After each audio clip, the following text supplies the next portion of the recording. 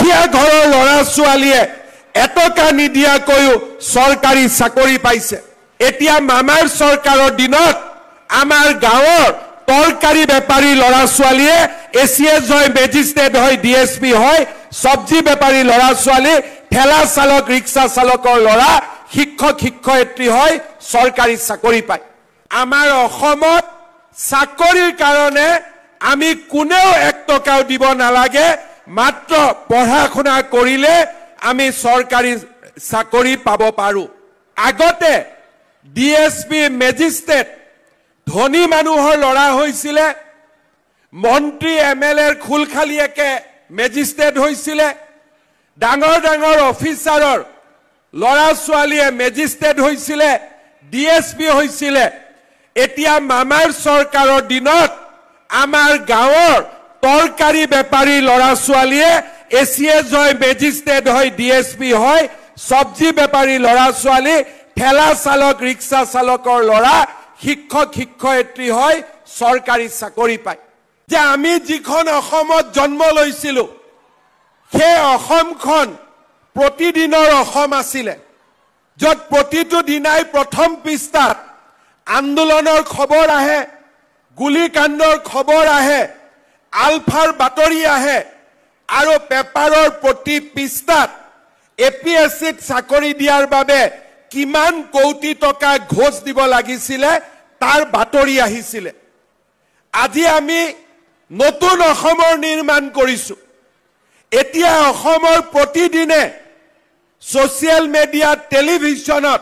বাতৰি কাকতত ইচ্ছা নাথাকিলেও আমাৰ মানুহে দেখুৱাবলৈ বাধ্য হয়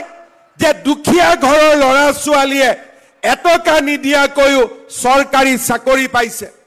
আজি লিখিবলৈ বাধ্য হয় যে নিযুত মইনা আঁচনিৰ পৰা অমুক পোৱা নাই অমুকে পাইছে তাৰ মানে স্বীকাৰ কৰে যে এতিয়া অসমত আন্দোলনৰ বতাহ নাই এতিয়া অসমত নিযুত মইনাৰ বতাহ চলিছে আজি স্বীকাৰ কৰে যে এতিয়া অসমত হত্যা আৰু হিংসা নাই আমাৰ জাগিৰোডত 30,000 কোটি টকাৰে সেমি কণ্ডাক্টৰৰ ইণ্ডাষ্ট্ৰি আৰম্ভ হৈছে আজি আমাক বেয়া পোৱা মানেও স্বীকাৰ কৰিব লাগিব যে প্ৰত্যেক জিলাতে ব্ৰহ্মপুত্ৰৰ ওপৰত আজি দলং হৈছে প্ৰত্যেক জিলাতে আজি মেডিকেল কলেজ হৈছে প্ৰত্যেক জিলাতে একোখনকৈ ইউনিভাৰ্চিটি নিৰ্মাণৰ আজি সপোনৰে অসমে খোজ কাঢ়িছে আমি চাওঁতে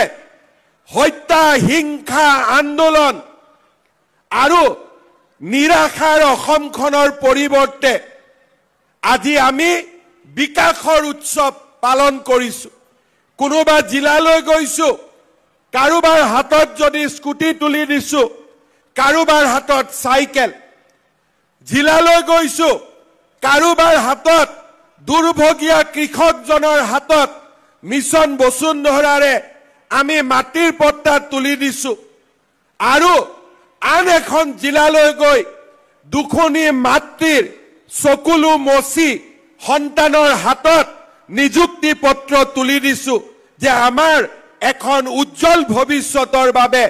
আজি আমি সকলোৱে লগ হৈ কাম কৰিছো আমাৰ অসমৰ জাতীয় জীৱনলৈ এনে সুন্দৰ দিন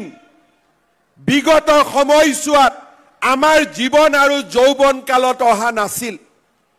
আমাৰ জীৱন আৰু আমাৰ যৌৱন গঢ় লৈছিল বোমা বিস্ফোৰণৰ মাজত হত্যা হিংসাৰ মাজত আন্দোলনৰ মাজত কিন্তু আজি অসমৰ নতুন প্ৰজন্মৰ জীৱন গঢ় লৈছে বিকশিত অসমৰ সপোন বাস্তৱত ৰূপায়ণ কৰি কাৰোবাৰ হাতত চাইকেল কাৰোবাৰ হাতত কম্পিউটাৰ কাৰোবাৰ হাতত স্কুটি কোনোবাই মহিলা আত্মসহায়ক গোটৰ জৰিয়তে কোনোবাই মুখ্যমন্ত্ৰীৰ উদ্যমিতা আঁচনিৰ জৰিয়তে কোনোবাই মুখ্যমন্ত্ৰীৰ আত্মনিৰ্ভৰ অসম আঁচনিৰ জৰিয়তে আৰু নতুবা কোনোবাই চৰকাৰী চাকৰিত মেধাৰ নিযুক্তিৰ মাজেৰে এখন উজ্জ্বল অসম নিৰ্মাণৰ বাবে আজি আগবাঢ়িছে বাণীকান্ত কাকতি, আনন্দৰাম বৰুৱাৰ দৰে পুৰুধা ব্যক্তিসকলে আমাৰ অসমখনক লৈ যি সপোন দেখিছিল, লোকপ্ৰিয় গোপীনাথ বৰদলৈৰ দৰে নেতাসকলে যি নতুন অসমৰ বুনিয়াদ ৰচনা কৰিব বিচাৰিছিল, আজি আমি তাক বাস্তৱৰ ফালে আজি আমি লৈ গৈ আছো। যেতিয়া আমি একোখন জিলাৰ সদৰলৈ আহোঁ, সেই জিলাত নতুনকৈ নিৰ্মাণ হোৱা stadium, swimming pool, auditorium, district library, নতুন নতুন দলং আমাক এখন প্ৰগতিশীল আধুনিক অসমৰ স্বপ্ন বাস্তৱত ৰূপায়িত হোৱাৰ প্ৰতিচ্ছবি আমাৰ সন্মুখলৈ লৈ আহে। যেতিয়া অসমৰ দৰে ৰাজ্য চৰকাৰে আমাৰ NRLৰ দৰে, নুমলীগড় শোধানাগাৰৰ দৰে, গেছ কেকাৰৰ দৰে, ছেমি কণ্ডাক্টৰৰ দৰে বৃহৎ বৃহৎ উদ্যোগত অংশীদাৰিত্ব বিনিয়োগৰ কথা চিন্তা কৰে, আমি আমাৰ অসমখনক এখন আত্মনিৰ্ভৰ অসম হোৱাৰ সপোন বাস্তৱত ৰূপায়িত হোৱাও আমি নিজ চকুৰে প্ৰত্যক্ষ কৰোঁ। মই বিশ্বাস কৰোঁ আমাৰ সমাজখনত, আমাৰ যুৱক সমাজৰ বাবে আমি এখন নতুন অসম নিৰ্মাণৰ বাবে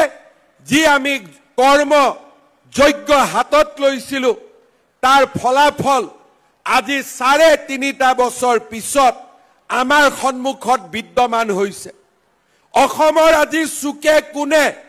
মানুহে নতুন আৰু আধুনিক হোৱাৰ সপোন দেখিছে। বাল্য বিবাহৰ দৰে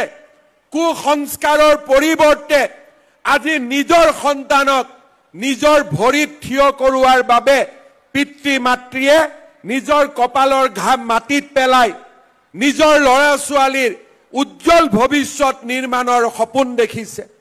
এইখন অসমৰ যুৱক সমাজে আন্দোলনৰ পৰিৱৰ্তে বৌদ্ধিক, সাংস্কৃতিক, ক্ৰীড়াৰ জৰিয়তে এখন নতুন অসম নিৰ্মাণৰ কামত ব্ৰতী হৈছে। বিগত ৩.৫ বছৰৰ ভিতৰতে এনে এক বিশাল পৰিৱৰ্তন আমি কেতিয়াও কল্পনা কৰা নাছিলোঁ। যিখন অসমৰ বাতৰি কাকতত প্ৰতিদিনেই এটাকৈ গড় হত্যাৰ বাতৰি প্ৰকাশ পাইছিলে, আজি সেইখন অসমৰ বাতৰি কাকতত নিৰাশাৰ পৰিৱৰ্তে ভৱিষ্যতৰ নতুন অসমৰ বাতৰি প্ৰকাশ কৰিবলৈ সকলোৱে বাধ্য হৈছে।